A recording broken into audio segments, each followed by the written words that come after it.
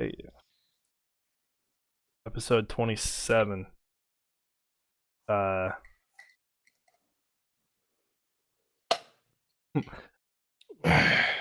Ice Patrol. All right.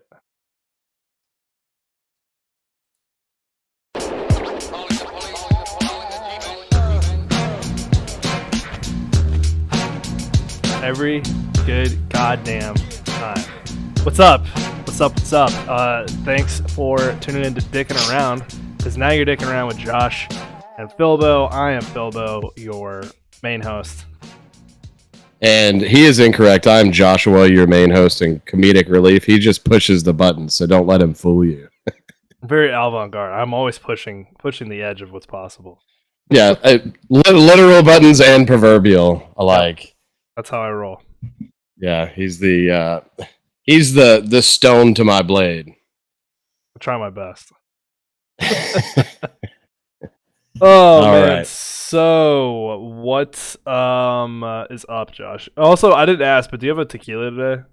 I do have a fucking tequila, bro. Nice. That's what I'm talking about. Yeah, Fucking love the and consistency. Daddy needs a drink. Please never say that again. Daddy's thirsty. Oh god. All right, let's hit him with the fucking theme song so I can get a drink. Are they even ready for the theme song? I feel like they're not. I don't know. It's been weeks, man. They might not even fucking still remember. It has been weeks. I didn't even think about that. It's been like three. It's been almost a month. It's been a month. It's been a hot minute. All right, you ready? Yep. Uno, dos, tres, catorce.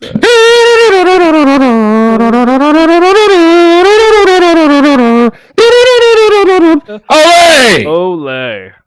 Fuck also, yeah. like the black on black we're doing right now. The black on black, and then, well, we're going to talk about this fucking dripping hat here in a minute, though. Literally dripping. Because, yeah, it's literally dripping, but the drip is real, dripping. Bro. The drip is real, bro. Like, what was it? The guy that we like on TikTok that he did that video? He's like, I thought I was buying drip, but it turns out it was just swag. Yeah, that guy who totally tricked us into thinking he does shit. Yeah, we got trolled. Yeah, we got trolled for real. It was great. It was fucking great. I mean, it's great. And apparently, if you have the mind of a child like Philbo and I, then you just fall straight and you're like, oh shit, this is real.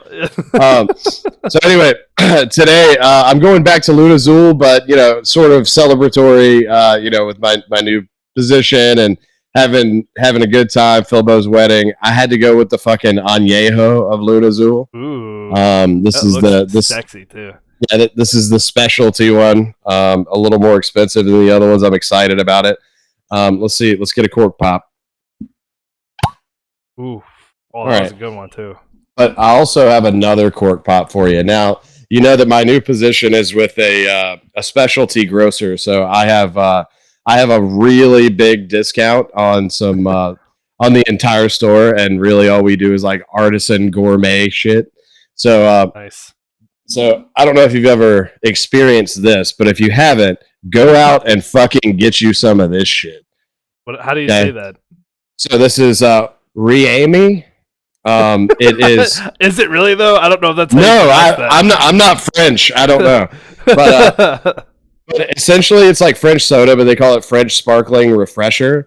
It's like $8 per bottle, but it's worth it. I'd pay more, but like I said, I don't pay full price, so fuck you. I'm going to be mixing with the pink citrus version. I've already tried like 4 different kinds of it, but it's so good. Like it's almost, it's like the perfect thing for me because I don't like super sweet soda. Like I don't like just, regular, like fucking Sprite kills me. Like you can go fuck yourself. But like sparkling water is good, but I like a little more, like a little sweetness. You know what I'm talking about? But not the fake sweetness kind of shit. Like this is legitimately, it's sweet, but it's not that sweet. But hang on, check this out. Oh, that was crisp. It's pronounced ream, by the way. Ream? Yeah, ream. Okay. Anyway, this shit's fucking delicious. I'm trying the pink citrus. That sounded amazing. So far, I've had the blood orange and the pomegranate of fucking fun. I think we carry like 8 or 9 varieties of them. So I'm making my way through them. So anyway, we're gonna go a little more than half tequila, as per usual. If you're not doing that, then you're on the wrong podcast. You might want to go watch the goddamn brothers we called out for a fight. They'll be pussying around a little later on. Let me grab the Paul pussing around with the Paul brothers. Yeah, pussing around with the Paul brothers. I love that. Because fuck them. What was I doing, dude? You got some Milas. You're back on the Milas. Well, I still have the one from last week. Because I've been going slow. That's not like you, man. Well, I'm gonna try to keep off of it for a while. We'll see how that goes. But no, you know what I realized is that if you have your discount at the grocery store, you need to buy groceries for the cabin ahead of time. That was my plan. Yeah. Because we'll get gourmet shit still for cheaper than what we would spend at a normal store. Right. Even at like Costco. Yeah. Plus, I mean, I've got an extra in. Like, I've already made quick friends with all the departments, and meat. The meat and deli department were the first targets. So, 100%. So yeah, we'll definitely we'll have some discount fucking prime beef and shit. Because one of the greatest. Good. All right, let's get this out of the way. Yeah, let's fucking cheers to start everything out. Cheers to you beautiful bastard. To all the dicks and dickettes, all of our followers, all of our subs. Appreciate you, even the ugly one that we don't like to talk about or talk to. For that instance. You know who you are. Anyway, cheers everybody. We're gonna have a great fucking episode. We're gonna be dicking around. Drop us something in the comments. Let us know what you want to talk about, or subscribe, whatever the fuck you want, or just dick around. It doesn't matter. Cheers. Cheers. I'm sorry. Zito is freaking out. Oh, God. So. That is so fucking good, dude. Dude, my dick literally just got it. It just jumped. Like, it got a little hard. Well, it should be. Every time we do this podcast. I'm saying harder than normal. Dude, that is so fucking good. That's so good. Like, this might be a 4-rounder. Ooh. Oh, shit. He's going in for it dude, today. Hang on, let me just taste this, because the tequila, this is one of the better añejos I've had. Not just the combo. Oh, dude, yeah. Like, short of Casamigos añejo, this is like top 2, I think. Really? Wow. Yeah. And the Casa is fucking strong too. Yeah, but the Casa, it's so fucking smooth. I mean, literally, you can just put it over a couple cubes. Oh yeah, but I'm just saying. Well, I mean, when you have Batman involved, even though he was the worst Batman, he's like, this is tequila. Where is the other tequila going? This tequila will murder your pussy. Robin. And if he's so hard, Robin. And then Robin's like, well, gee willikers, Batman, mine's huge. Holy moly, Batman. My dick is the size of Manhattan. It lassos you in with it. Yeah. Wonder Woman's lasso of truth is really just a foreskin. Yeah. Oh no, she's felt the heat before. She's a little sleut. Oh yeah. Oh, okay. We're shaming her now for getting taken down by Bruce Wayne. Dude, Bruce Wayne could fuck me. Okay, let's be real. Dude, Bruce Wayne fucks. He's a sly dog. Bruce Wayne fucks, and especially Val Kilmer's Bruce Wayne. That guy fucks, bro. Like that guy, they had to schedule filming around his sex life. Like they had to, like, listen, this is Kilmer in 1992. Yeah, the guy's, you're not wrong at all. if he's not directly in front of you or on the phone, he's fucking, and sometimes on the phone too. He's a slippery bastard. Everywhere he goes, he's just like, hold on, Cold as ice, man. He is Iceman. It's crazy. Yeah, it's sad. Dude, he just died, dude. Yeah, R.I.P., man. I fucking love me some Kilmer. I mean, he played, dude. He was such a shitty actor, but he had such great fucking roles. I know, right? Like, he's fucking Iceman in Top Gun. He's fucking Doc Holliday in Tombstone. He's fucking what's his name in Heat.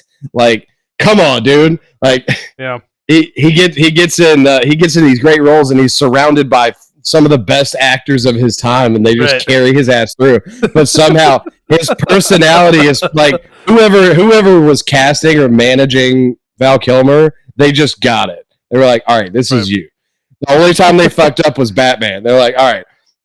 Like the first question you should ever ask if you're casting a Batman movie or if you're considering your client for a Batman movie is who's playing the villain? And if the answer is Arnold Schwarzenegger, say no.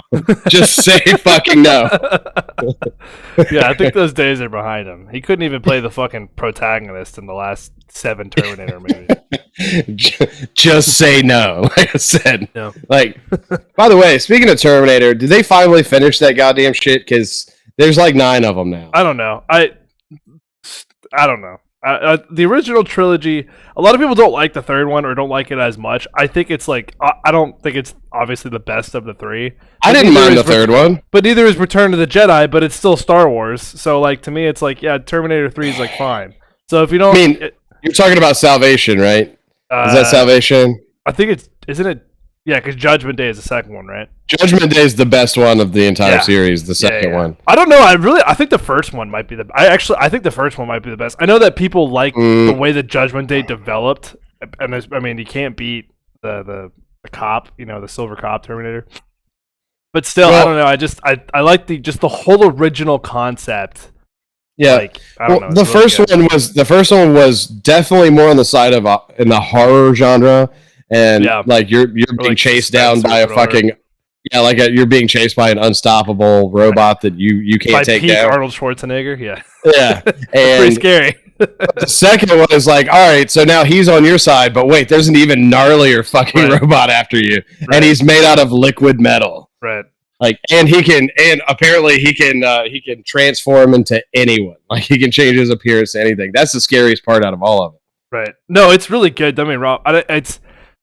I think the best analogy that I can make for it, and this is something that you're not going to understand, so I apologize in advance, but like for me, my favorite Assassin's Creed game is Assassin's Creed 4 Black Flag, which was by far as the best. I played that. Why won't I understand? Because I think the best Assassin's Creed game for the franchise was Assassin's Creed 3, because they introduced like the hunting and they introduced a whole bunch of other dynamics that made 4 possible. So like that's kind of my thought process behind like why I like the first Terminator, because without Terminator 1, a great movie as it is, you wouldn't have Terminator 2. You know what I'm saying? Yeah, no, I completely get it. Like, yeah. And as far as Assassin's Creed, I mean, they're all really good games, but the actually I haven't played the most recent 2. I don't know how they are, but what was it, Valhalla and Origins? Yeah, there's Valhalla, then Origins, and then the one before Valhalla was the Revolutionary War one, I think. I don't know. No, the one before Valhalla was the Greek one. Oh, yeah, the Spartans one. Which I only played a little bit of it, but I really liked it. I thought that was really fun. That was a good one. I mean, they're all fucking great, but Black Flag, I mean, being able to fucking sail around and do whatever you want, that was sick. That was sick as fuck, dude. That's not even close. It's the best Assassin's Creed game of all time. Like, yeah, dude. It's not even close. Like one of my favorite missions in any video game ever is like when you actually have to face Blackbeard, like he's just looming out in like the open ocean. But like I made the mistake, like I like to explore in games like that, so I explored too far too early in the game, and I ran along him. And like the save file corrupted or something, so I had to completely start over because I still had like the tiny little ship with like 6 guns, and he just fucking every time I load it, it's like I just fucking sink every time. Like, and I was like, why can't I get away from this motherfucker? And then I was like, it makes sense. It's fucking Blackbeard. But and then later on, like when I actually finished the game, I realized like you need to add like 3 ships to your fucking armada and like have like fucking like 2 gunships and shit or whatever it was. Right. But I was like, wonder what this giant red ship on the map is. Let's fucking do this. I'm gonna take it. No big deal. Oh shit. And it's him and the gentleman pirate, the one that we talked about. What's his name?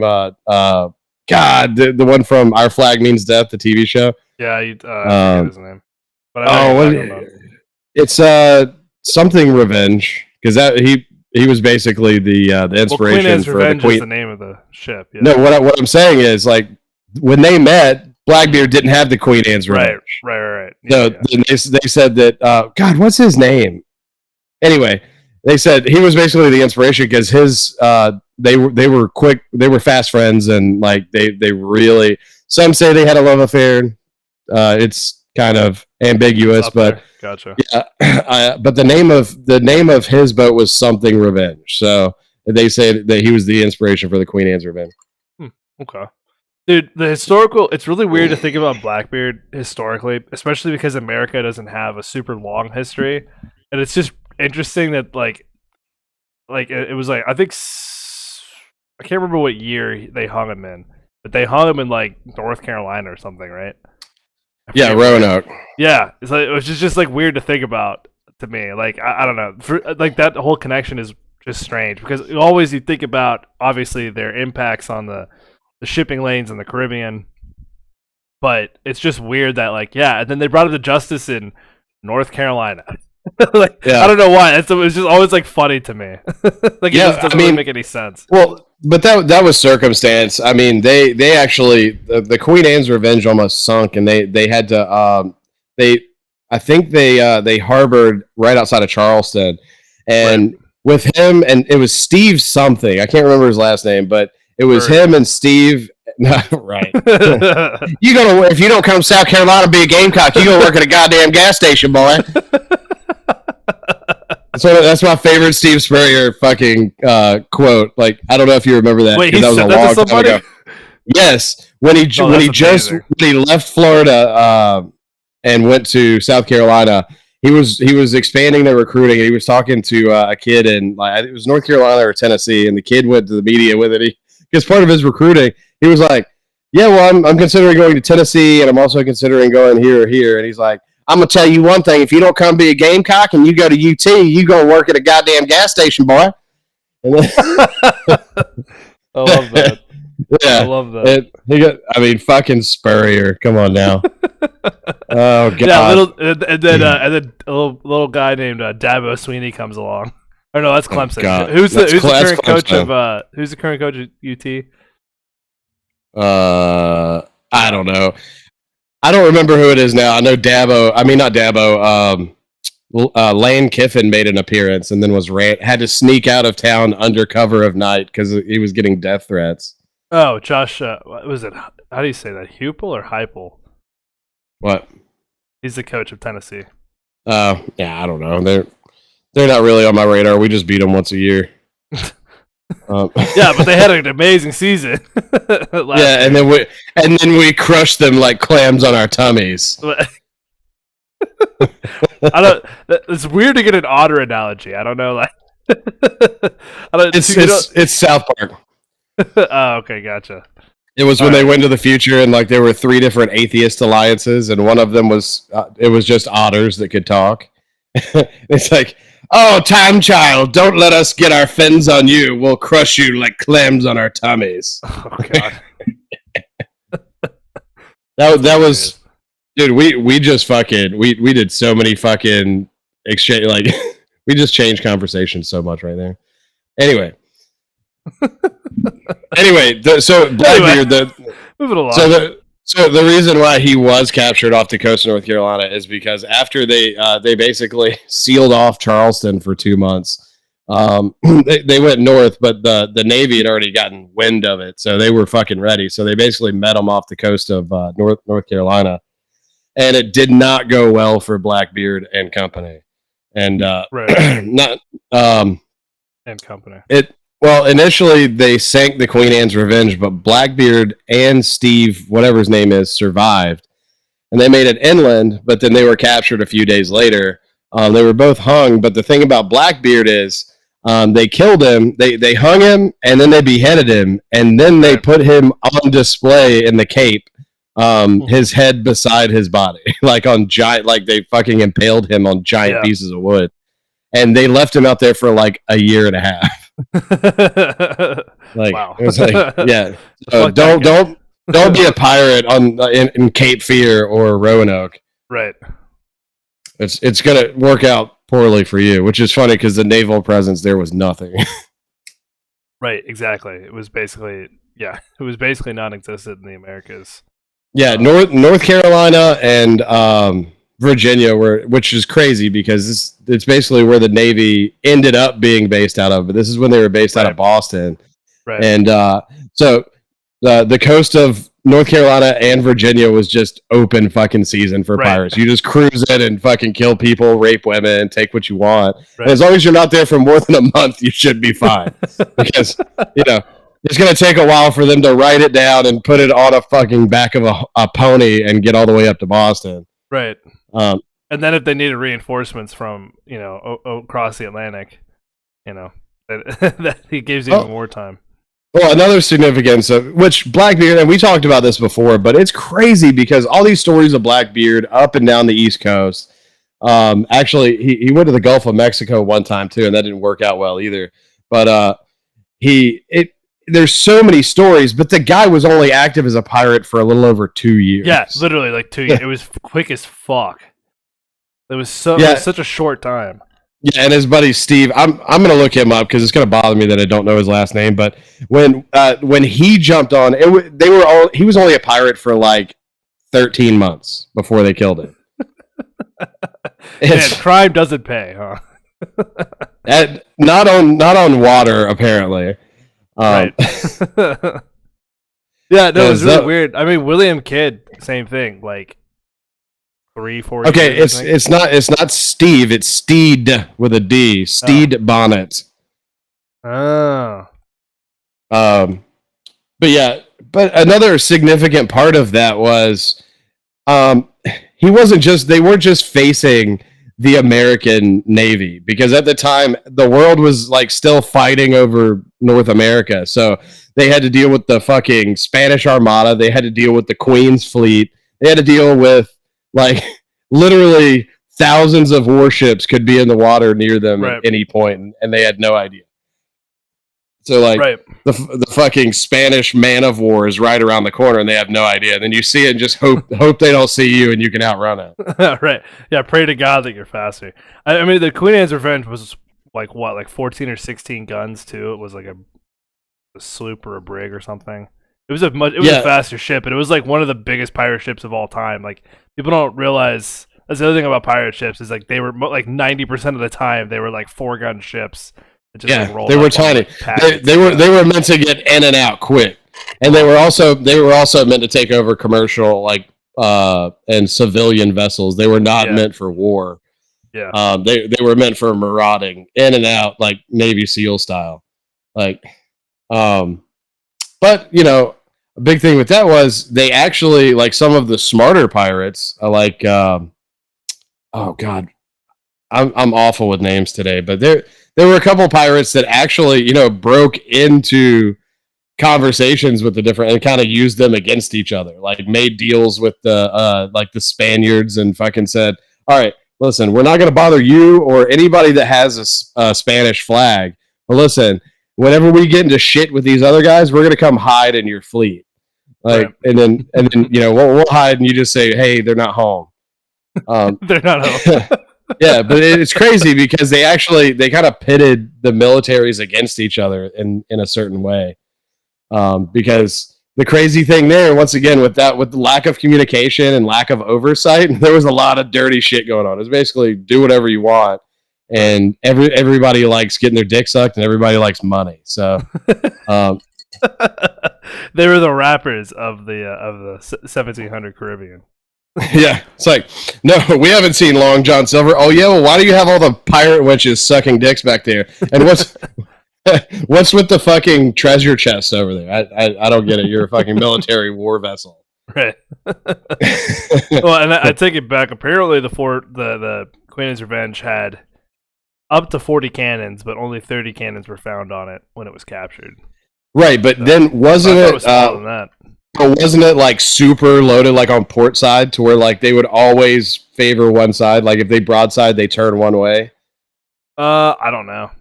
That's the truth. I used to know more about this stuff. I think I remember that. Like they would they even the weight load because they would put all the cannonballs and all the heavy shit on one side and then all the cannons on the other, and they would just turn to port and fucking unleash. Yeah, I mean, I wouldn't surprise me. I feel like I've heard something like that before too. Oh, jeez, excuse me. If not, I think because there ended up. I think there were 3 total ships that were under Blackbeard's command at one point. I think one ship was like that, but it was basically like it would go in and just fire the goddamn grape shot and fucking take the crew down, and then they would just go in and drop the ship to fucking pieces. Right. Yeah, I don't. I mean, it would be difficult to do that because there's only so much space. I mean, and you could only do that on the top deck because any other lower decks, like you have to have a port for the cannon to go out of. So if you're gonna like stack all your cannons, I don't know, that would be tight. Like I said, I don't know the logistics of it. I've never tried to put that together, but I just remember hearing maybe we should do that during the cabin trip next time. We should just go build a boat, build a wooden sailing vessel. And we'll just load it up with cannons. Yeah. And then we'll fly the Jolly Roger, and then the Coast Guard will come on. We'll see if the Coast Guard has access to fucking a lake. The lake in Tennessee. Yeah, well, I think like it's like something funny like Mongolia has a navy even though it's a landlocked country because they have like a massive lake somewhere that they patrol.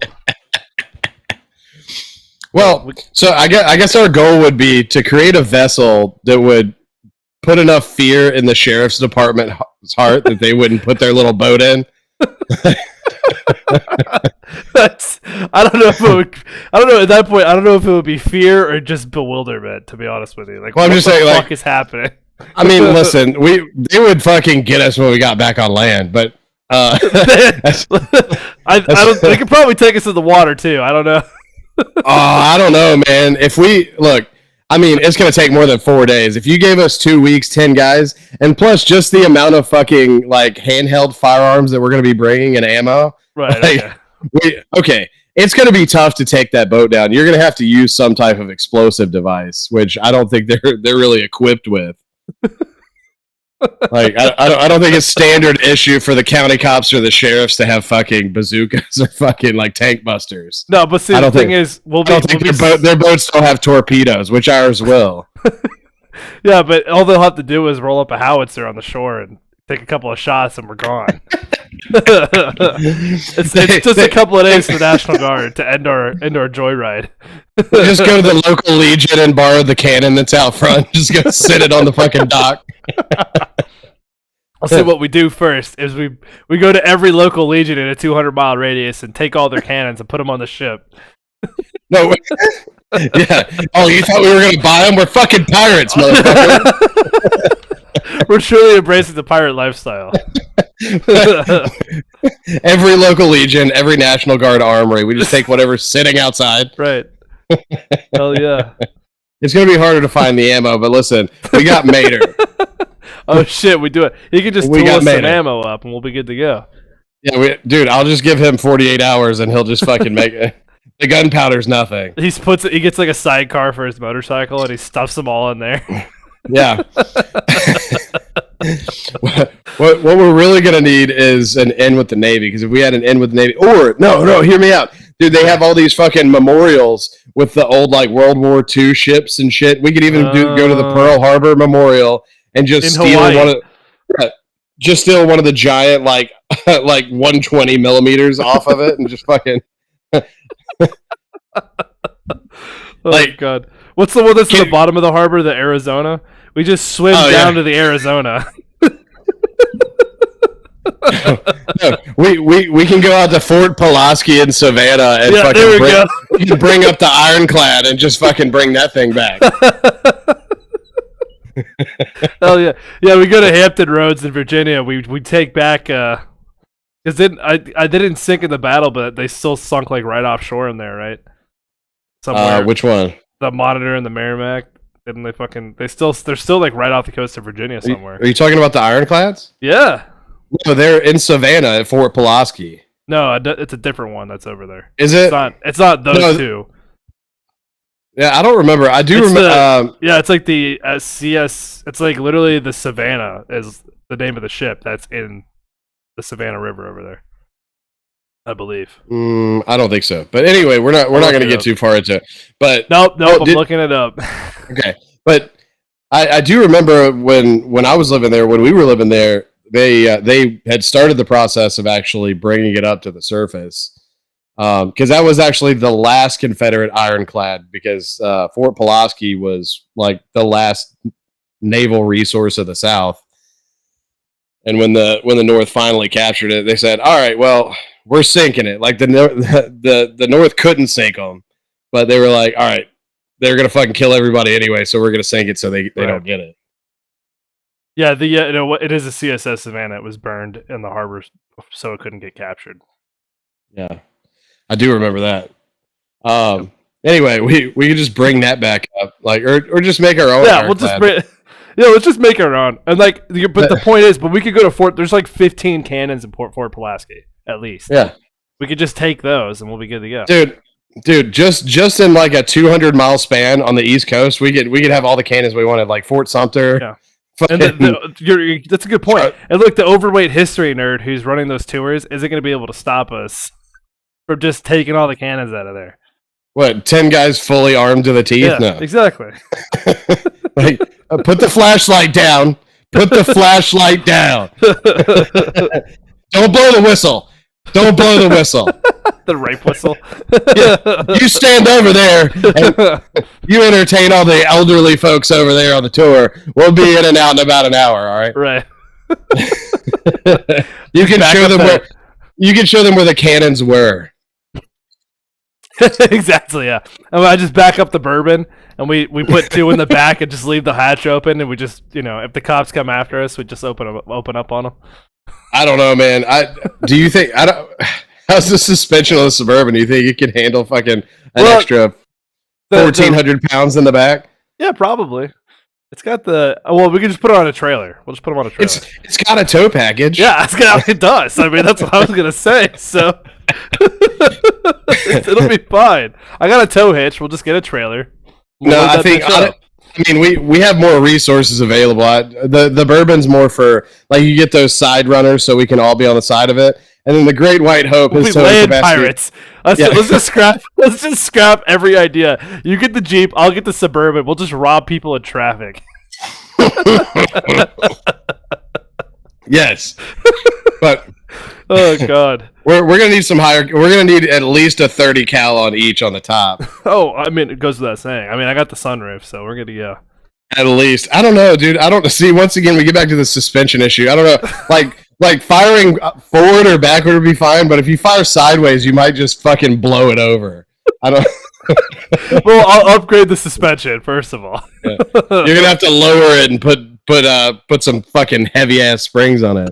Hell yeah, we'll be fine. Don't worry about it. Yeah, or no, you could just do wheelie bars, but on the side. Like whenever you're about to fire the turret, you just fucking like kickstand out to where like it'll lean, but it won't go over. I like that idea. Yeah, I like that and then idea. we can get into larger ammunition, larger caliber stuff if we do that. 100%. Basically, just make 20 it millimeter cannons. Yeah, just make it stationary. Yeah, kind of like using a crane. You just have stabilizers that kick out and hit the ground. It's like training wheels on the side of the fucking. Yes. Or no. Some are like the giant work trucks or whatever. They have the little like quad pods that come out and literally lift the whole truck up, so it's just sitting on its own base. Yeah. Hell yeah, man. We're gonna be the best land pirates you've ever seen. We'll only be able to make it about, 13 hours because our cars will be extremely traceable. Yeah, but it'll be a blast. Yeah, we're gonna need to do like the Spy Hunter setup. Did you ever play any version of Spy Hunter? No, I don't know. I don't know what that is. So we build out these like nasty ass attack vehicles, but then we have a giant 18-wheeler with a trailer that just pops out a ramp, and we just like go up onto the ramp. But it looks like a bi-load delivery truck. So did they do something like that? Untraceable. Did they do something like that in the Italian Job? I don't really remember that movie. The most but replayed movie on FX. Maybe, but I mean that's not a bad idea. But I mean we're looking at a lot of money. But if we can find a place to steal all these things, it should be fine. I mean we're pirates. It doesn't matter. We are pirates, but the more I think about it, dude, it's not. It just sounds exhausting. I'd rather be in a hot tub drinking. But You know what? I mean, that's the other thing pirates do is drink rum. So let's just do that instead. I mean, yeah, let's just drink rum in a hot tub. Let's just forget the crimes, And every once in a while, we just say "yar." and we'll basically be pirates. Yeah, we can wear bandanas and shit. It'll be fine. Oh my god! Can you imagine if we rolled into some rural Tennessee town, completely just shirtless, bandanas? I mean, I guess at that point we'd fit right in. Yeah, They we'd be be like, fine. look at these douchebags. They'd be like, oh, those must be our neighbors. Yeah, as long as we say the N word every once in a while, we should be fine. Woo! That's a shot at you, Tennessee. Boom. Fuck the balls. Actually, I found Tennessee to be. I found people there to be pretty friendly. Actually, like across the board. I don't usually have an issue with anybody from there. Yeah. I mean, Usually, I don't know. Those Usually, but you know, I have limited experience being in Tennessee. I love the Smoky Mountains. They're fucking fantastic. great. I mean, there's one place I can't fucking stand, and that's Knoxville. I just can't fucking stand it. Like Well, anytime we're gonna I've be ever close gone to Knoxville, you know that, right? not that close. I mean, they can't get to you there. But it's something about Knoxville. I just can't fucking. It's I mean, it's kind of granted, like a shitty little town. That's kind of why, well, I mean, the town is essentially on campus of UT. right? There is that. But it's not even that, man. It's just, dude, anytime I've ever gone there, I've like bad shit happens. And I don't even mean like What? shit. I don't even like, it's not even shit that's my fault. It's like shit that just fucking happens. And I'm like, dude, if I was in North Carolina, this shit wouldn't happen. And it's just, maybe it's coincidence, which I'm sure it is, but you know, it's hard to say. Like, dude, I was hunted for by a pack of skunks for 4 hours in Knoxville one time. Okay, Like- you got to tell that story. Like, what the fuck? What does that even mean? So, How are you hunted by a skunk? all right. So my buddy Danny and I went to Knoxville. He was living in Missouri, so it was kind of a halfway thing. And we went out there and we did some rafting and some hiking and shit like that. And basically, we went out. It was the last night of the trip, and we went out and had dinner. And it was close to the hotel, so we were walking back. And literally, we look over, and I just froze. And I was like, because I've never seen this before. I look over, and like 20 feet away, there's like 4 skunks just standing there. And I was like, Danny, hang on. And he's like, what? And he looked over and saw the same thing. And I was like, I don't know what the fuck to do right now. And then they started coming towards us. And I was like, all right, we can run, but they're rodents. They're fucking faster than we are. Like, Right. they're not rodents, but they're whatever the fuck they are. I But think they are rodents, they're- aren't they? I don't know. Anyway, they're faster than we are, and I've never been skunked before, and I don't ever plan on being skunked in my lifetime. And I was like, look, they're not gonna. They might attack us because they're fucking. I don't know if they're rabid or whatever, but they're coming. They literally they weren't just like easing towards us. They were just casually walking at us. So I was like, all right, we can run or we can just walk. So we just walk perpendicular to them and cut a corner, right? And then I look back and there are 2 of them. And the 2 of them cut the corner and they started to speed up. I was like, all right, Danny, time to fucking run, bro. And then so we take off running. And I shit you not, bro. What the 2 fuck? Dude, 2 fucking blocks up. The other 2 fucking cut us off. Like we're big. Like the fucking neighborhood watch of the Yeah. skunks is coming after And this, I mean, it wasn't a bad part of town, but it wasn't like well lit. Like most of Knoxville isn't well lit. Like there's a street light. It seems like there should be one every like 100 feet, but there's one every like 300 feet. And like, I was like, I don't know what to do. So we cut down this fucking alley, and then they were all coming down the alley behind us. Dude, we ran for 4 blocks. Dude, we ran for 4 blocks. And then we realized we were running in the wrong direction. The hotel was back that way. So I was like, all right, time to think. We got to outsmart these fucking things.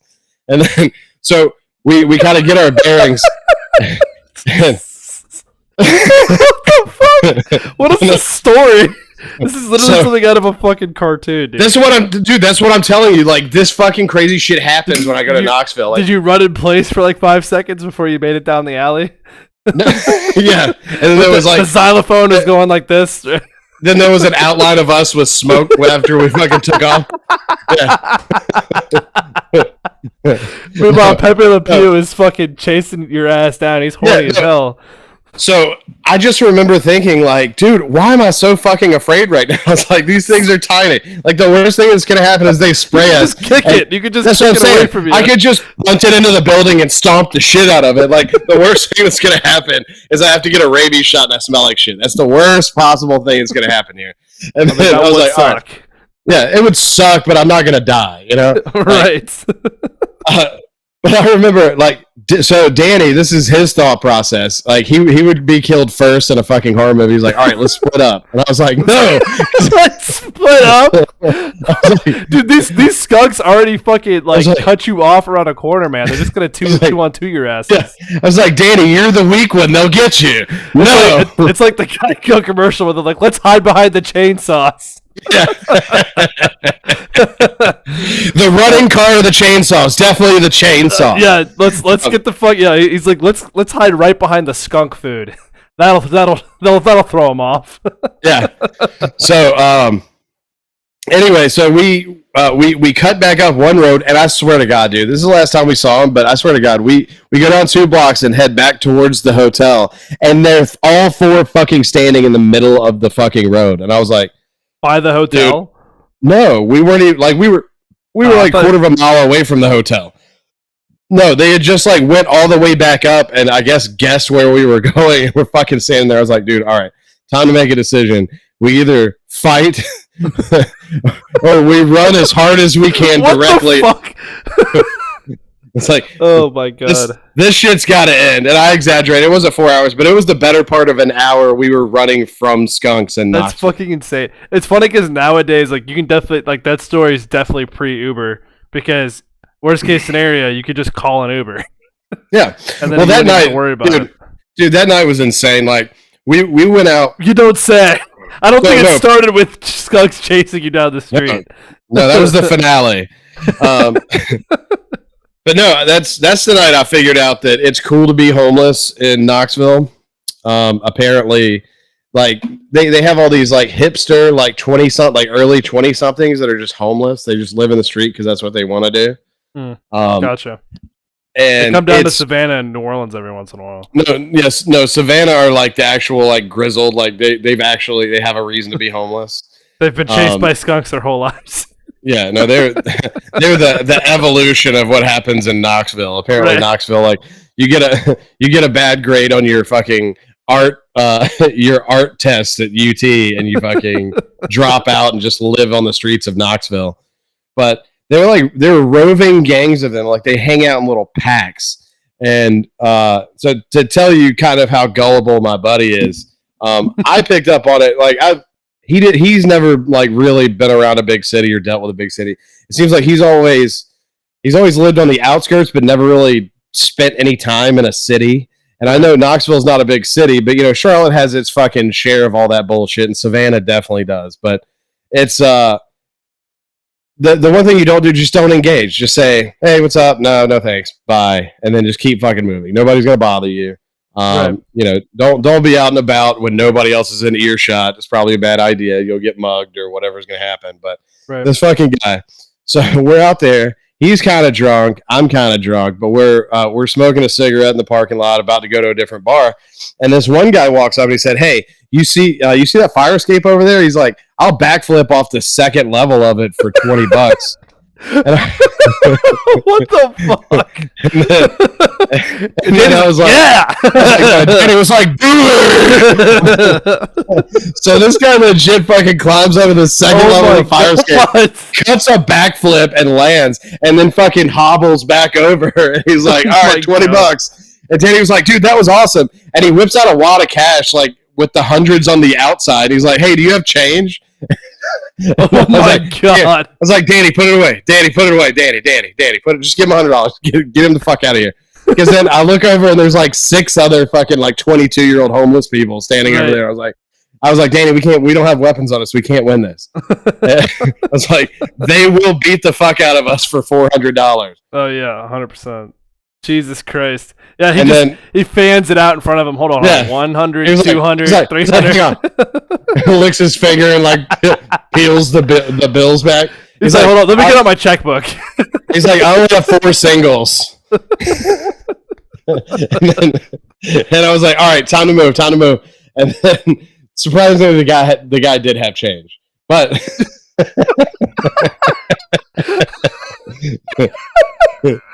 What the fuck? And he gave Danny change. yeah, No fucking way. Fuck about respect, man. So we were going to another bar a few blocks down around the corner, and so we started walking, and then I noticed, wow, shocker, these people are following us.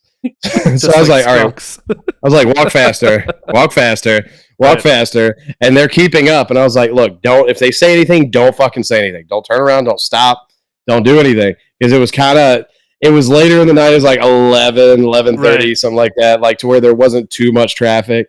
I was like, all right, it's just getting to that time. I was like, all right, hit the bar. And it was like hitting fucking, it's like hitting home base and fucking tag. Like, all the oxygen free. I was like, get in the bar now. Go get in the bar. They're not going to do anything in the bar. And then we went in the bar and had a couple drinks. And I remember I kept looking out the window and they were just sitting outside the bar. I was like, God damn it, Danny. Jesus Christ. So, I did the savvy move and, made a little friendship with the bartender, and he let us sneak out the back door they used to smoke. So legit. Yeah, but that was also after we met the people that ran the local raft place. So you remember the tubing place we went to with Chris at the cabin? Yeah. It was essentially that kind of setup, but they they give you your raft and your paddles and your helmets and life jackets and all that shit, but they were extremely friendly. And but they're like the Deliverance type friendly. And once again, Danny's like, no, these guys are cool and they got beer. I was like, that's how they get you. No, we're not staying here. That's how they get you. We're not staying here any longer. No. Like we've already like fucking Dwayne over here has already told us 4 stories that were about having sex with a 16-year-old. He didn't mention how old he was, but he's definitely 48. Like we're not hanging out with these fucking people. Okay. Like, yeah, we're it was a day, but like I said, it keeps going with stuff like that as far as Knoxville. Like I've got a dozen references, and I've only been there 4 times. That's fucking insane. Wait, so you sneak out the back. Continue walking me through this story. Sorry, I gotta feed the dog. He's driving me crazy.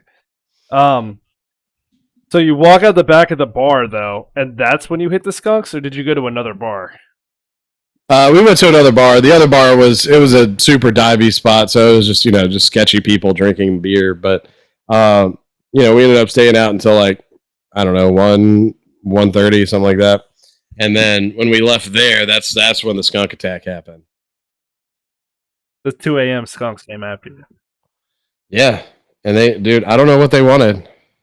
They wanted that ass, son. No, maybe the fucking homeless people told him Danny had a wad of cash. I don't know. But maybe Danny told him he had a wad of cash. Yeah. Danny was talking about how much he had in his ATM account. Fucking, which, dude, now that I think about it, like any story that I have like that involves him, he's a victim. Like he and it's circumstantial, but you think he would learn not to do shit like that. Like I don't know if I ever told you about the strip club story at my bachelor party, but he didn't know how the rates worked for the VIP room. Have I told you that story? I think you have, but yeah. I don't know if the viewers know that story. So it was my bachelor party. We had already been kicked out of the first strip club because we got a little rowdy, and one of the guys didn't realize that you couldn't touch the girls, which is pretty much rule number 1. Right. But unless you're in Canada, hands off. Oh, you can touch in Canada? Yeah, apparently it's a thing. I don't know.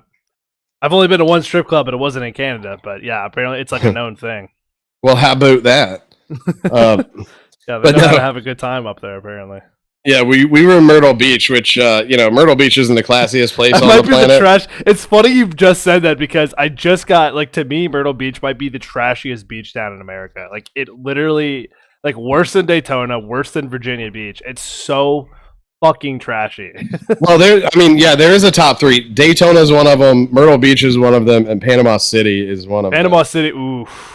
Yeah, but Panama City might be one. The difference between Myrtle Beach and Panama City, obviously Panama City is there's a much younger crowd there. So while it's trashy, it's like it's college trash. Yeah, it's a different vibe. Myrtle Beach is like fat 83-year-old vibe, like, and it's bad. I fucking hate Myrtle Beach. Yeah, it's biker trash. It's black biker trash. It's like it just given the week, it's just a different group of trash rolling through. Yeah, for real. But no, we went to North Myrtle, which is swankier. But now look, there is a difference. Now speaking as a kid that actually vacationed in Myrtle Beach every year at least once growing up, because that's where you go if you live in Charlotte. Kind of like Tybee for Georgia or Charleston. Right. But speaking of that, so North Myrtle is definitely swankier. Like it's so basically they have like no motorcycle rules. They have like the resorts have very specific rules in North Myrtle Beach. So whenever these bike weeks roll around, or your Orange Crush type scenarios, they're not welcome up there. And where we stayed, it was a closed compound. It like nobody in, nobody out unless you stay there. And it was cool, but then you go out amongst the trash and shit happens. Dude, but yeah. They have like not like a boardwalk, but like just like a strip of just the trashiest fucking like tourist trap things, like right along the beach. God. It's near the pavilion. Yeah. But they, it's, what's the name of it? It's something stereotypical. It's like Ocean Avenue or something like that. But it's like, I know what you're talking about. It's where the Bowery is, which, I don't know. It's actually like a pretty long strip. I mean, it's at least like a quarter mile, if not longer than that. Oh, absolutely. But it's literally, it's where there's traffic, even when there shouldn't be traffic, because everybody just cruises up and down and blares music and shit. Right. But yeah, the Bowery, by the way, that's a cool spot. But that's where the country band Alabama got their start. It's just a giant like honky tonk like open room where there's always live bands and shit. Damn. And they serve two things. They serve beer and light beer. It's a beer bar. Yeah. They have a liquor annex on the side, but they don't allow you to bring the liquor in. So literally it's such an old school honky tonk. Like literally, you just go up and you either say beer or light beer. They hand you one, and at the time, last time I went was 10 fucking years ago, but it was it's like $3. And if you tip them, they have a giant bell attached to like an 8-foot rope that they fucking sling and hit the ceiling with if you give them a tip. So, love it. But it's like that scene from Blues Brothers where they're at the country bar in the middle of fucking nowhere with the chicken wire in front of the stage. and it's like, what do you have? Beer? What else do you have? Beer. So yeah, they just cut down the nonsense. They're not into craft shit or anything. It's beer or light beer. When you ask what it is, they're like, I don't fucking know. It's just beer or light beer. Somebody brews it in a bathtub. Like sometimes it's Budweiser, sometimes it's fucking Coors, whatever. It doesn't matter. Exactly. You have beer or light beer. Just fucking order one and get out of my face. Right. Or we'll have Patrick Swayze come escort you out. Roadhouse. He's the cooler of the establishment. But anyway, no, we had a great time last time we went. We fucking we hung out there. There was only like 10 people in there, and they were taking requests. So literally, you just usually they'd ask you, but they had the little slips where you can, because it's a house band, so it's a full country band, steel guitar, fiddle, all that shit. So like you just write down, and they'll play anything, and like rock, pop, whatever, as long as like one of them can bring it up on the laptop, they'll print it out and everybody will play it. But you just write it down, like paper clip or like clip a $1 bill to it and drop it in the basket. But we were having them play all kinds of crazy shit. Like we had them play House of Pain, Jump Around. And that's hilarious. And they looked up the lyrics and they fucking nailed that shit, bro. Like literally the accompaniment. Like if you've never heard House of Pain, you know the song I'm talking about, right? Of course, yeah. And so jump around. get up, get down. But and then there's like fucking crazy rap in the song too. But dude, the guy nailed the shit out of it that was singing. But if you've never heard that song in a country version, accompanied by a steel guitar and a fiddle, I highly recommend it, sir. That's legit. That sounds pretty good, man. But they were having such a good time because we were doing shit like that. We actually Phil was his name. I'll never forget because Phil played the fiddle. So Phil the fiddle guy, and then the lead singer, we drank with him for the rest of the night at the liquor bar next door. Anyway, back to the strip club. Now, so one thing, if you do have trashy clientele floating around, one thing you will find is that they have really nice strip clubs. And really? Like so you would think it would be. I guess that kind of makes sense, but you would think it would be with the level of clientele, but it's not. Right. It's definitely converse to the level of your clientele. So when you have a shit ton of trashy people, the better the strip clubs are. Like the best strip clubs I've ever been to are in Myrtle Beach and Panama City. I've never visited Daytona strip clubs, but I've heard they're amazing too. Oh, okay. I'm talking like they offer VIP bottle service, like fucking $500 a table and shit like that, like that kind of strip club. So anyway, we got kicked out of the first classy establishment because someone, I'm not going to mention his name, but he didn't know that hands off was a rule, and apparently he got a couple knuckles deep before they stopped him. A little. So the girl didn't even stop him. Yeah, a little. Well, right. when she's not looking and the business is a foot away, it's pretty easy to just. But. Oh my god. Anyway, so the walk to the next establishment was filled with, "Hey, smell my finger." Oh, great. So then the next one. So my best man, he was paying for all my shit as he should, and he was saying, hey, let's get you in the VIP, let's do it right, whatever. But I'm not that well versed, but I know for a fact that it's per time. It's not like it's not one price for the night or anything like that. Right. So the VIP, we go back in this dark room. Two girls, we're both in there, whatever, and they're dancing. And I'm sitting here like, this is fucking cool. But I'm like, dude, we've been here for a long time. And then, Danny's on the other side of the room. It's like black lights. All I see is like fucking glowing pale hand. Just keep doing the thumbs up and like doing this shit. I was like, all right, I guess we're cool. And then we go out there. They're like, all right, time to pay up. He's like, okay, how much? It was $120, right? And they're like, no, it was $120 per song. It's like, oh shit. And then woo! And he was like, all right, how many songs were we in there for? And they're like, 12. I was like, uh-oh. And then, so he's like, all right, quick math, so we owe you $1,300.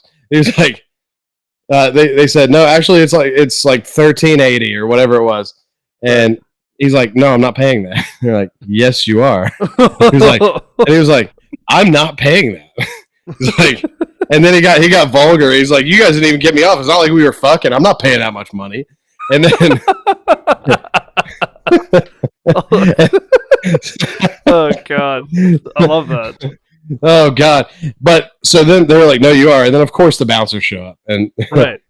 there were only 4 of us, and there were 6 of them. I was like, "The odds ain't looking good, boys." And so they were trying to tell me to pay. He's like, "Don't fuck with him. Like I'm paying for everything, but I'm not paying that much money."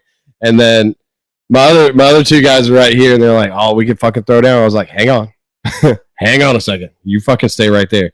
Because like my buddy Badger, he's a peace-loving fella now. He's what some may call a modern-day hippie, but like that old school Patrick non-Badger that I fell in love with, he's still got that streak in him. So when it's fight or flight, he's like, "Who am I hitting first, bro?"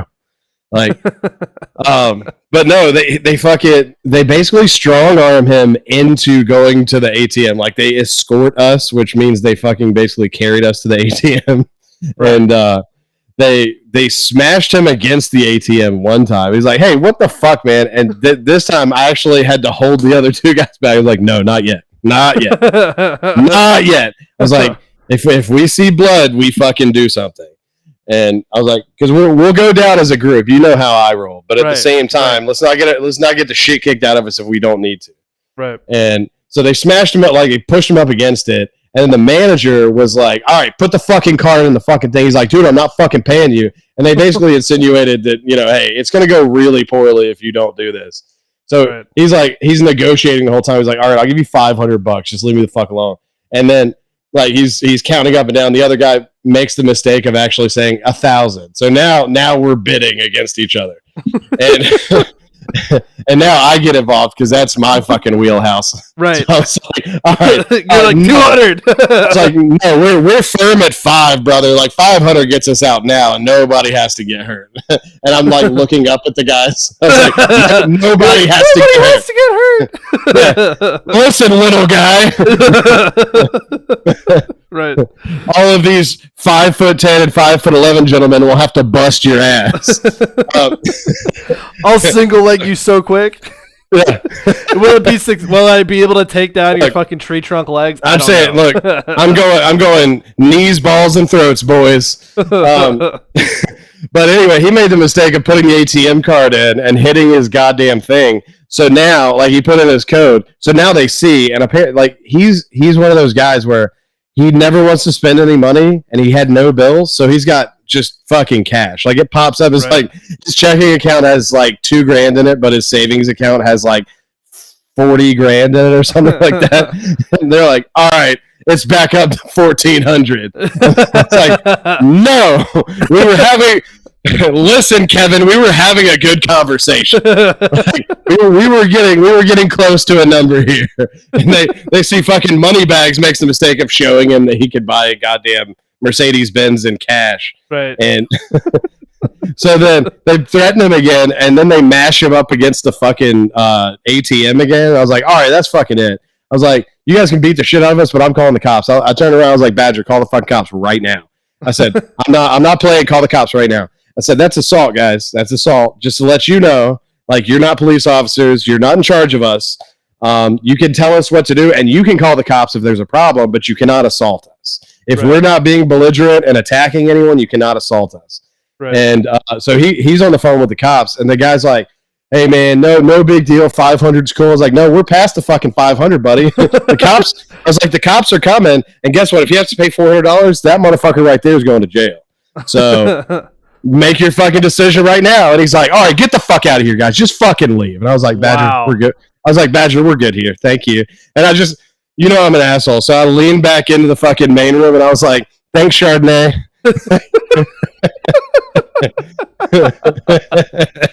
Oh my god, that's fucking crazy, dude. How old were you when that happened? 26, 27. Damn. Yeah. But it was a wild night. That's right before Badger dosed us all with mushrooms. At least it was before then. Yeah, it would have gone a little differently had it been after. Right. Jesus Christ, that's hilarious. Yeah, look, that's why I enjoy getting a group of guys together, because if you add a little liquor and you have like good synergy within the group, which I'm using the word synergy now. If you have good synergy within the group, well, you're a corporate man now, so it makes sense.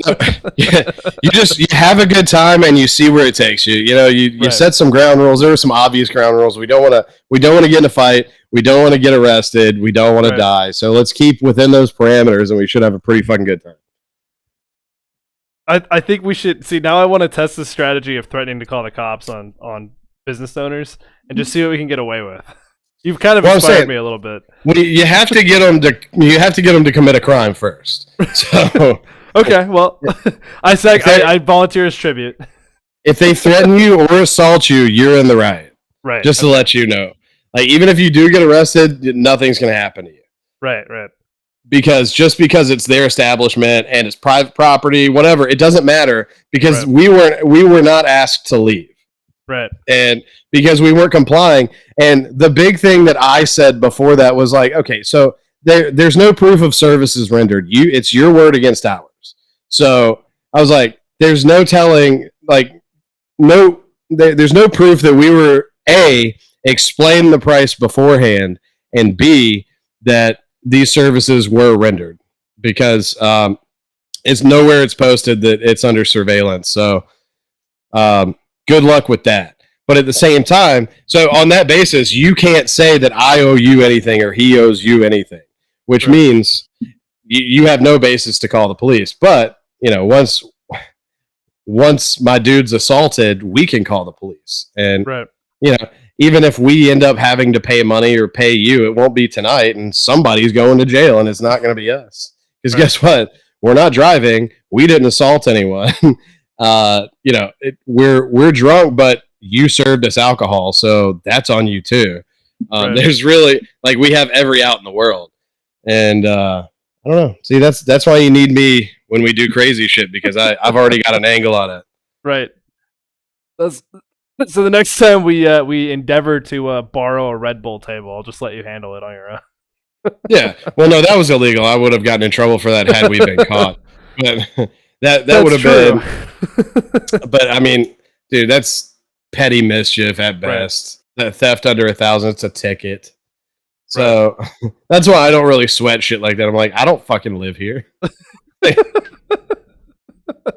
It was still in your home state though, so that probably would have been a little bit of an issue. So we should have convinced Cooter to do it. This is really what should have happened. I mean, Cooter didn't mind. Yeah, they were Cooter definitely not on board. His shit, first of all, Cooter was about to have a panic attack, and I was like, "Listen, man, it's gonna be okay. Hey, it's okay." Like, see, I think, you know, that's before we had our final bonding moment where it's like, dude, trust me, like, if it did go down, you're not gonna get in trouble for it. Like, exactly.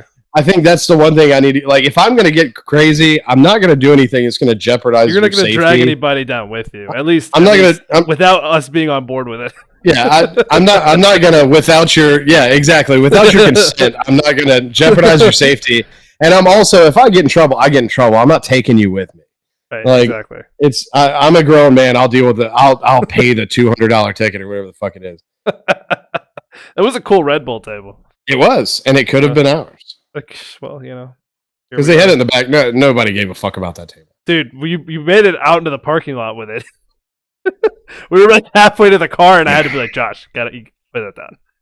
And I didn't take it back. I just left it right there, and I'm pretty sure it was never moved. We're gonna go back in January, and it's still there. Exactly. Let's make a pact. If we do go back there and it's there, we take it. Let's make this pact. If we go back there and it's there, you take it. That's fine. I'll bring the Jeep. I'll just throw it in the back of the Jeep. Oh, dude, yeah. Honestly, well, you should have brought the Jeep for that. That was one thing we were missing. But it only seats like 2.5, so that was the problem. Well, I have a back seat for it. Yeah, that's true. So, but the back technically, it. Well, I mean, there were only 5 of us. Okay. No, the back seat seats 3. Yeah, but it's like the back seat in a 2-door car, so it's not like, you know, it's like kind of an afterthought. No, it's not. I'm looking at it. Like five people in the Type R is a problem, but 5 people in the Jeep is not a problem. 5 people in the Type R, yeah. 5 people in the Type R is a problem because then you wouldn't be able to go over 150. Yeah, or one Great White Hope is a problem. Yeah, one Chris in any vehicle, you gotta like take out a calculator and start figuring out what you're gonna do. Yeah, all right, we're gonna need you to sit in the middle in the back just to fucking equalize the weight. Actually, I mean, more like you gotta strap him up to the top, and not even just like straight across. Like you have to tie his legs down on the side of the car too, so that his weight is evenly distributed. Yeah. He's like the big red dog, except he's a person. You just get a trailer for him. Well, he's got a trailer too, which is the funny part. He does. So we can just put him in his own trailer, right? Haul him around. By the way, one thing he does add to the mix is he does have a pretty sweet RV camper thing.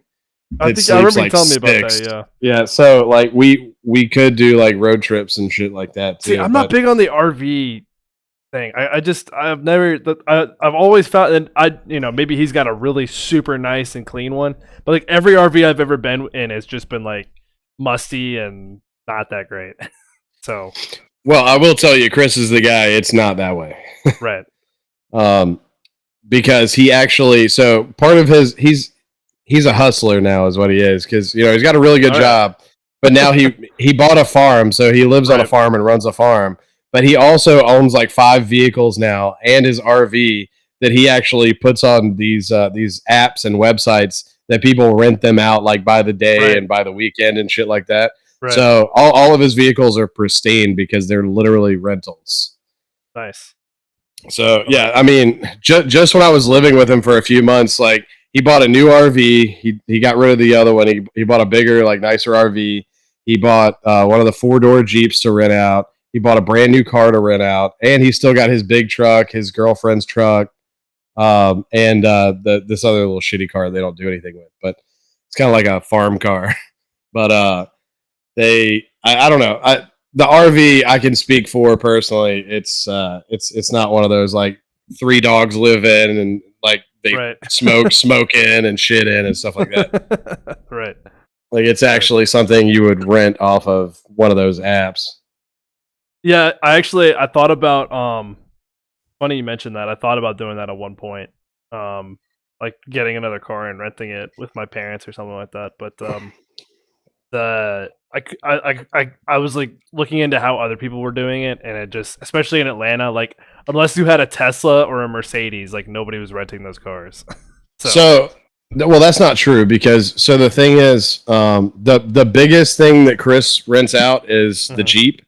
Yeah. Because it's a 4-door Jeep and people like to weekend to it, so he has special additions that he can add on the app too. Like he can take the doors off, he can take the top off, he can like add a different top. Like he has a couple different tops. So like if somebody's going to the beach and obviously weather permitting, you check the weather first, but like he'll take the doors off for you, and like he makes an extra $100 just for taking the doors off, which takes 10 minutes. Right. And then, there's within the app, it provides you insurance because, if they fuck it up, if they do something, if they mess up the inside, they wreck it or whatever, it's taken care of. Right. But yeah, I've seen that too. I mean, I know. Yeah, but no, the problem. The real logistical problem you run into is you can offer for an extra, I think it was like $50 or $75, you can offer delivery within like 50 miles. Right. So he was having that. So he ended up having to go from Statesville to the airport, which is like 49 miles. Right. for $50. Right. And it was a logistical issue, and really his saving grace is his son's almost driving age, so he's going to end up being the delivery agent. Like he's going to give him $20 to deliver it. But like he and his friend follows him and does that. And, like I was like, dude, that's genius. Like I used to use Luke, my stepson, like he was basically just for manual labor. It's for I never made having the kids if you can't put them. Yeah, I never made any money off of Luke, but I definitely made mine and Thundercat's life much easier. Oh, 100%. Like, don't do that, Luke. Hey, come here, buddy. Put the video game down. Come here. But yeah, no. So that's definitely an option as far as moving forward. I know that would have. We're not going to try and squeeze 6 or 7 guys in that thing, but if we ever decided to do like a mobile venture, like we were talking about renting out a giant houseboat one time, that could be kind of like an accompaniment, like keep that like right near the boat, so we could spread out a little bit. Just something like that. But I like I like that thought process. I like that. Anyway, so we would be remiss if we don't get to a little Atlanta Braveage. We gotta get. Yeah, you're right. We gotta talk about some shit. Yeah, we gotta get to a little Atlanta Braveage because tomorrow is our first playoff game, and we have the Dick Suck Phillies tomorrow. Is that what? Fuck the Phillies! Like I fucking so if I hate the Mets a 10 out of 10, then the Phillies are a 9.5. I know I blasphemed a little bit last episode, and you should have chopped me for it, but because one thing. Those fucking blue and burgundy jerseys, I don't know, dude. I've always liked those. I'm always like, dude, I was like, I fucking hate this team, but those are. Uh-oh. We lost Josh. Hold on, we'll get him back. I don't know what happened there. I don't know. Are you back? We lost you. We lost you, man. Oh. Huh. But you're back. Maybe I got to pay the cable bill. I don't know. I don't know what's going on with that shit. Yeah. That's the warning shot. Yeah, I think so. So yeah, the Hall of. So what do you want to talk about first? The Hall of Fame or the food? All right. So first of all, let's talk about the Hall of Fame, and that's really, if you just want to bring the picture up, we don't need the whole commentary or whatever. But if you bring the picture up, so and if you can zoom in on it with all these items. So basically, for all 30 teams in Cooperstown, they have a locker set up for each team and all of its memorabilia. Right. So there's a lot of cool shit in there. Like, I think the jersey on the left is the actual jersey Strider was wearing when he broke Smoltz's single game record for 16 strikeouts. I know the helmet on the top right is Soler when he hit the home run that never landed. And then Max Fried's shoes up on the top left when he won the World Series for us. But there is one. Now look real quick. Do a quick scan and tell me just there's one thing that doesn't belong in this fucking locker. I want you to I wonder what that could be. Julio Teheran's cap. Oh God. That's hilarious. Yeah, Julio fucking Teheran's cap. And it's just so ambiguous in the comment. It's like, yeah, he finally he was the opening day pitcher for 5 straight seasons and finally won one against the Padres. Like, get that out of the fucking locker now. Like, give me the rag Maddox used to wipe his ass after any of his games, and take the fucking Julio Teheran hat out now. Give me a cup of his piss after Glavin peed all over. Yeah, put up the rookie sliding pants that he peed on. Like. Let's see. I like this though. Ian Anderson, World Series, and what else is down here? Ronald Acuna's bat, for a grand slam in the 2018. I think there's a Freddie bat too, right? There is a Freddie bat here, which he is part of that story. So fuck Freddie. Adam Duvall. He made his decision. That's fine. Retired uniforms. Yeah, those are cool. Those are some good ones. And then Eddie, I think this is a little out of place too. Eddie, I like Eddie a lot. He's a good player, in general, but he's not like a premier guy. Honestly, like him and Duvall, I don't have a big problem with it. Oh, we lost Josh again. Hold up, I'll get him back. Here he is. Dude, what the fuck? I don't know. But this is a sign though, so let's clean this up. So let's finish. Let's wrap up the World Series. All right. But anyway, the Hall of Fame. I mean, sorry. But you were saying Adam Duvall. I fucking love Adam Duvall, and literally, he's such a powerhouse hitter. But the only reason, now granted, he played very well in that World Series team, but the best move was getting him off the Marlins, because every time we faced him on the fucking Marlins, he destroyed us. Like, I think twice he hit 2 home runs, and once he hit 3 home runs. We're like, all right, come over here. Like, we're fucking done with this shit. Apparently, Max Fried is the best lefty in baseball, but not against Adam Duvall. Right. Well, I mean, when push comes to shove, it's take away the weapon and put him on the roster. Right. That's the best thing you can do. So let's go to, I don't think we have time for the Bobby Cox thing, but Bobby Cox is the fucking man. I mean, not Bobby Cox, Snicker. Right. But actually, bring that up. We'll go through it real quick. We got. I thought that was from last week. We didn't do that last week. Did we do that last week? I think we did do that last week. We did do that. Yeah. I was gonna say. Yeah. No, let's talk about the food. Okay. So this is some of their options that they're putting up for the postseason. This is literally just some fucking chicken tenders and barbecue sauce. Hardly doesn't offend anybody. Hardly revolutionary. This shit is disgusting. Yeah. The fried chicken. Now, the fried lemon pepper chicken. Lemon pepper is one of my favorite flavors of all time. It's an Atlanta thing. Apparently, I had no idea it's like an Atlanta thing, but whatever. It's fucking amazing flavor. But they put fucking donuts. Like donuts, the donut burger like sandwich thing. I know it's a thing, but it's not. I mean, Come on now. Who's really eating that? How many of those are they selling? Yeah, like 10 a fucking game, if even that many, and they're selling them to Yeah. like 3-year-old children. I guarantee it. Like Yeah. people without palates. What the fuck was that? Woo! Round 3 is what that was, buddy. But everything about this, if it was just regular bread, this would be fucking amazing because fried green tomatoes with the lemon pepper lemon pepper fried chicken, holy shit, would be amazing. But they're just not doing that. It's green tomatoes with the fucking donut. Like that's just a miss. Swing and a miss, Yeah. baby. Now I do like this one. This one, you said you weren't a big fan of this. No, I that think it looks one. all right. No, that one looks fine. I mean, Yeah.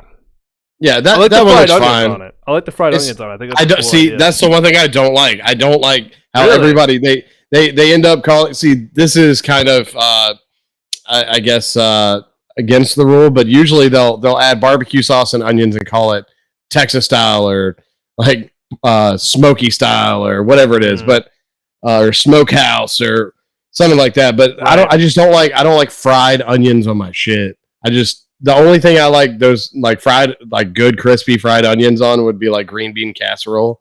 Yeah, you're just wrong. I love fried onions. They're amazing.